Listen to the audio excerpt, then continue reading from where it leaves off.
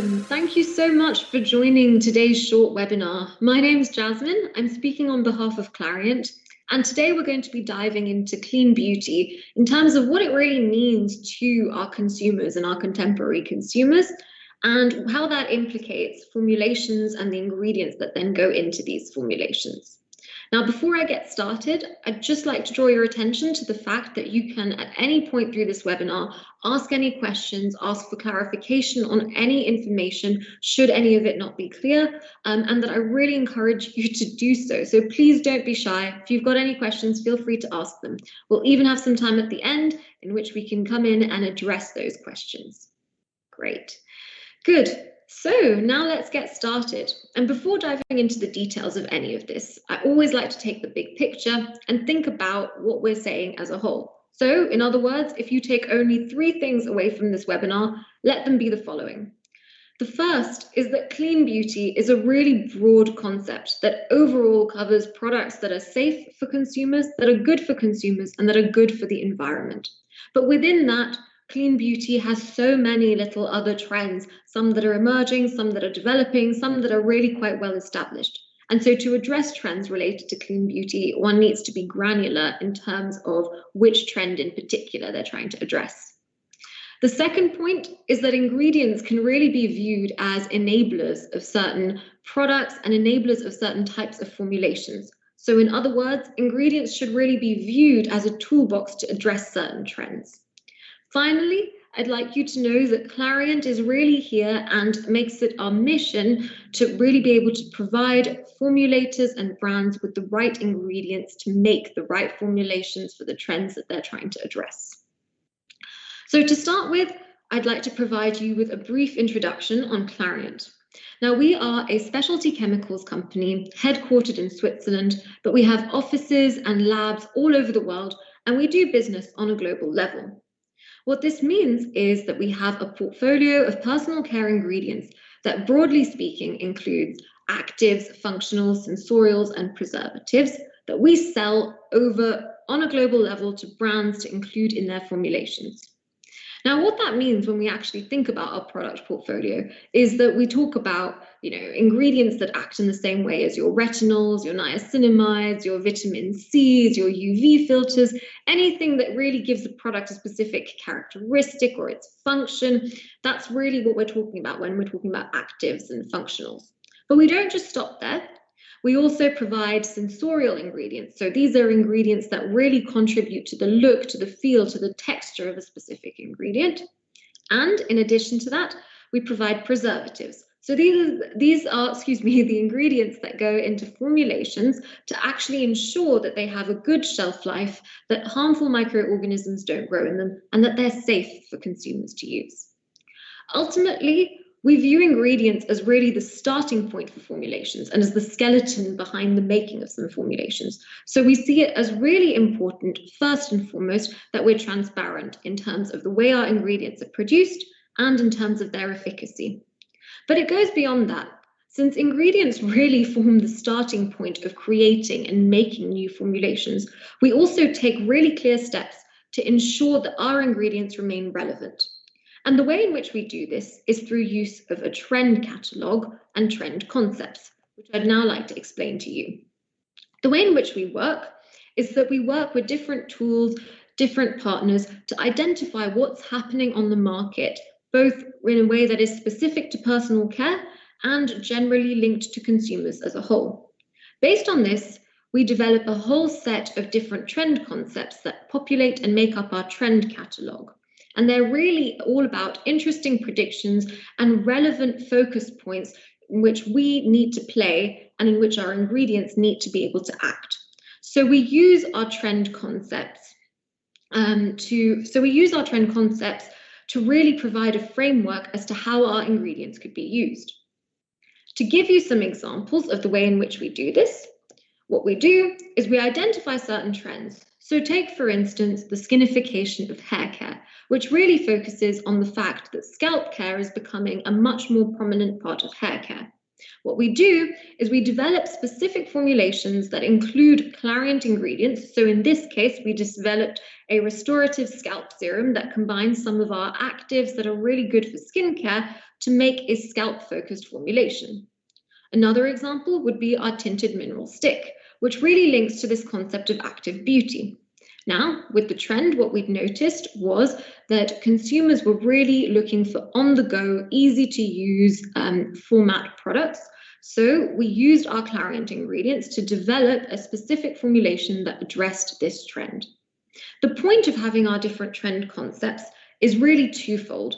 First, it really enables us to get into the shoes and into the mind of our customer and to understand exactly how we can formulate and which of our ingredients are relevant to addressing certain trends. It's a way to really add quality and depth to our ingredient portfolio, as well as to also see how we can continuously improve and make sure that our ingredient portfolio remains relevant. The second really clear goal for this is to inspire. So the aim of these formulations is to provide examples as to how our ingredients can be used to really help formulators and brands in their quest to developing new formulations and to really guide them through the use of our different ingredients. Now, with this in mind, I'd actually now like to talk about clean beauty in terms of what we're seeing at the moment, the trends related to clean beauty, and how we can address them with respect to our ingredients. The first point that I'd like to make is that clean beauty is incredibly broad. It's linked to so many different trends. It's linked to sustainability as well as safety from a consumer perspective.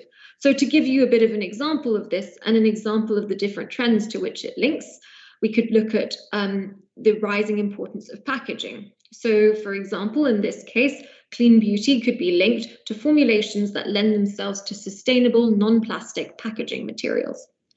It could be linked to this growth in interest in solid products, which by their nature are concentrated and don't require as much packaging as liquid counterparts, and therefore, in that respect, become considered more sustainable. Clean beauty could also be linked to natural ingredients, which, for better or worse, a lot of consumers often associate with being safer.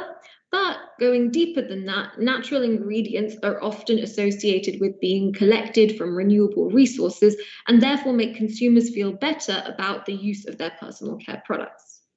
Finally, we could also link clean beauty to upcycled ingredients, so the use of food waste products to actually create personal care products. Now, with all this being said, the purpose here is really just to give you an idea and to show you that clean beauty can link to so many different trends. This list is by no means exhaustive, so if clean beauty means something else to you, links to a different trend to you, please feel free to share it and we'd be happy to discuss that with you.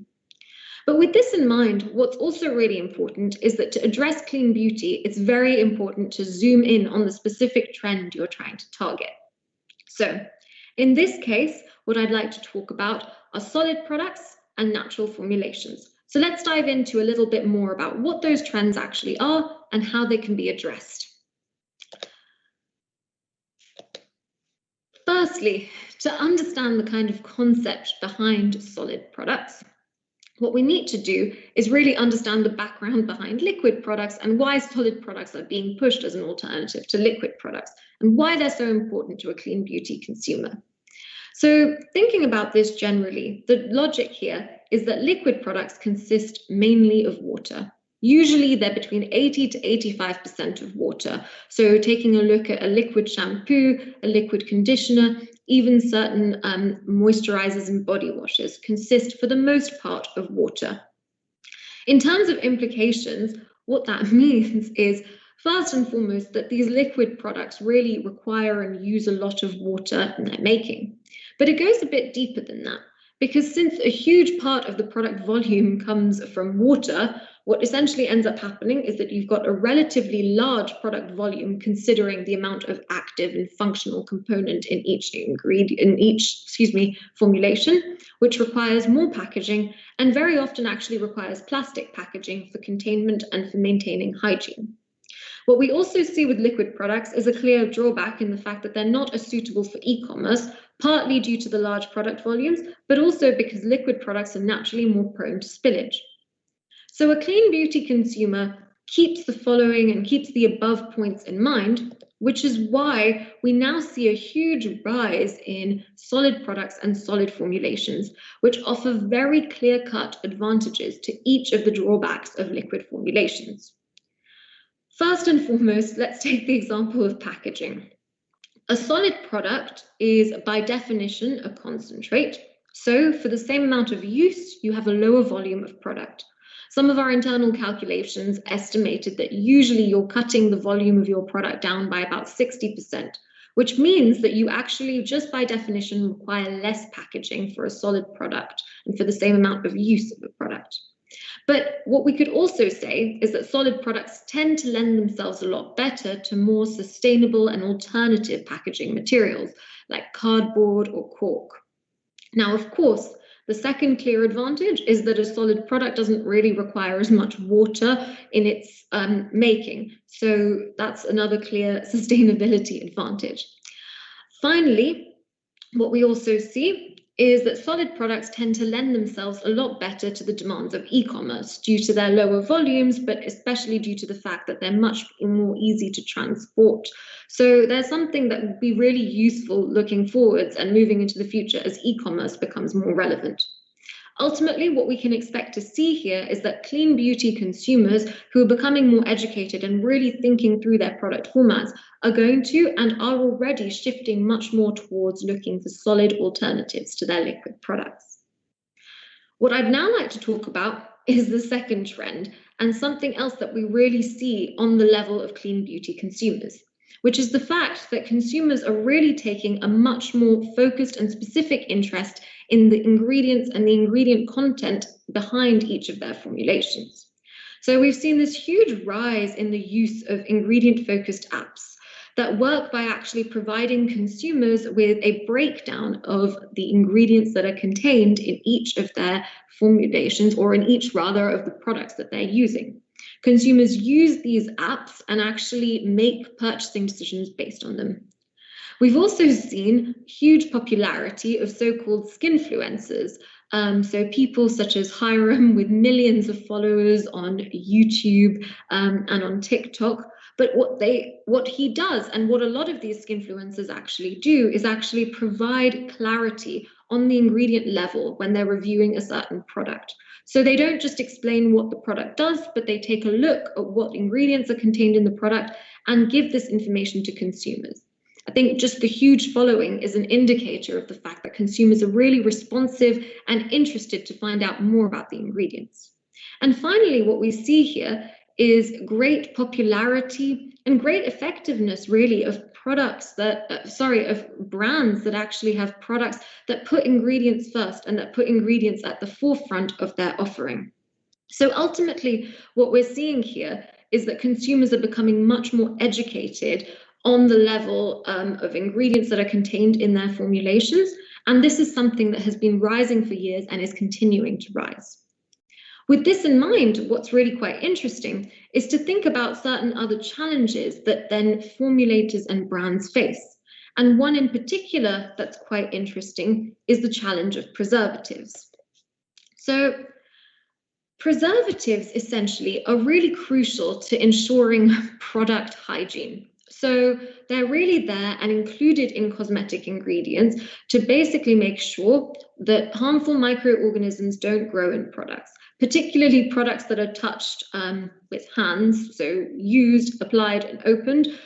They're exposed to the outside environment and therefore should not become a breeding ground for harmful microorganisms. So essentially, preservatives are there to prevent this from happening, maintain product hygiene, and ultimately maintain and ensure a safe experience for consumers. The challenges with preservatives, though, come from two different places.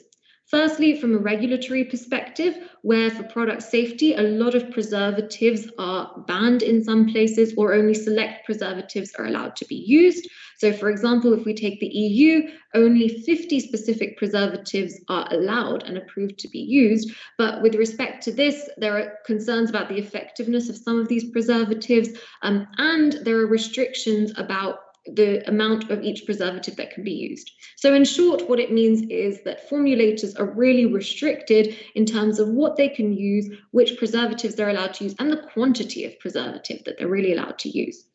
In addition to this, what we just spoke about is the fact that consumers are really increasingly much more educated in terms of what ingredients go into certain formulations. And with clean beauty consumers knowing and having more access to information about all the ingredients in formulations, we see a great preference or a great discouragement towards the use of, or against the use rather, of certain specific preservatives.